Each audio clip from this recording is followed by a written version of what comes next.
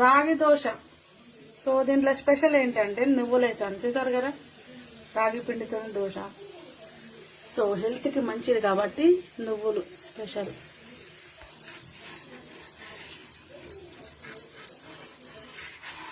Nice nice, చూసారు కదా, special వేడి వేడి దోశ విత్ కొబ్బరి చట్నీతో రాగి దోశ స్పెషల్. సో వేడి వేడి దోశలో ఇట్లా పప్పుల చట్నీ కొబ్బరి సూపర్ ఉంటుంది. బయట వర్షం పడుతుంటే ఇట్లా వేడి వేడి దోశ వేసుకొని హ్యాపీగా సూపర్ ఉంటుంది. హ్యాపీ ఈవినింగ్ అందరికీ. హెల్త్కి ఎంతో చాలా మంచిది అనమాట ఈ రాగి దోశ. సో దీన్ని ఇంకా మనం కొంచెం నువ్వులు వేసేసి ఇంకా టేస్టీగా